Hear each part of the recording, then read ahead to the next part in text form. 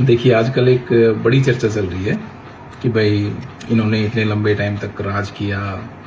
तो इस पे एक राजेश खन्ना का एक बहुत फेमस डायलॉग है कि जिंदगी लंबी नहीं, बड़ी होनी चाहिए बाबू मोशाय।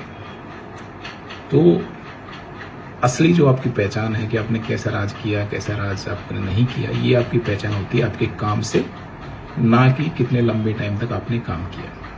ऐसे बहुत से उदाहरणों से हमारा इतिहास भरा हुआ है। आप देखिए, शेर शाह सूरी, सब उनको जानते हैं। सिर्फ 5 साल के आसपास उन्होंने राज किया था और आज भी जो हमारा फेमस जीटी रोड है, उसकी बुनियाद या उसको जो बनाया था वो उन्होंने ही बनाया था, इसलिए आज भी वो इतिहास में उनका नाम दर्ज है। अब लंबे टाइम तक जिन्होंने राज किया और जिनको लोग मतलब उतने मान सम्मान आदर के साथ याद नहीं करते हैं, सबसे बड़ा उदाहरण है धृतराष्ट्र।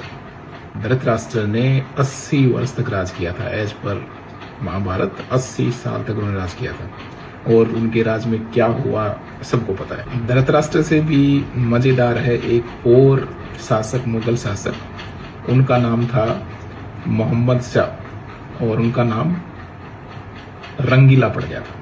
तो ये जो औरंगजेब थे, उनके पड़पोते थे। औरंगजेब के बेटे हुए बहादुर शाह जफर, उनको राज मिला औरंगजेब की डेथ के बाद, और बहादुर शाह जफर के 8 बेटे थे, उनमें से एक बेटे का ये बेटा था। तो जब बहादुर शाह जफर की डेथ हुई तो बच्चों में, इनके बेटों में संघर्ष हुआ। तो मोहम्मद शाह और रंगीला के पिता को इनके एक चाचा ने मार दिया। रंगीला उस टाइम पे 10-12 साल के थे, तो इनको और इनकी माँ को जेल में डाल दिया।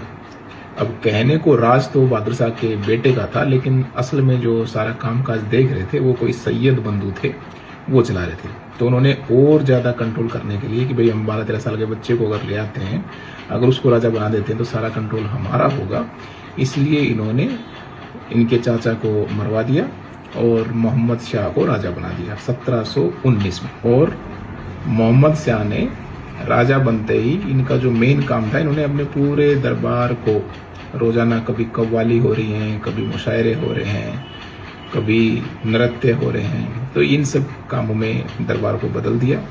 और यहाँ तक कहा जाता है कि कव्वालियों में, शायरी में खुद हिस्सा लेते थे और इसीलिए इनका नाम रंगीला पड़ा।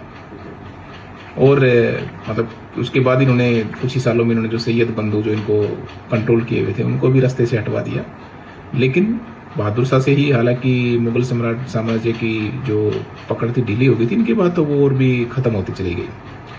ऐसा बताया जाता है कि वही ऐतिहासिक फैक्ट है, नादिर शाह ईरान के जो शासक थे, उन्होंने हमला किया दिल्ली पे और रंगीला साहब जोश में आके अपनी सेना को लेकर करनाल चले गए उनसे लड़ने के लिए।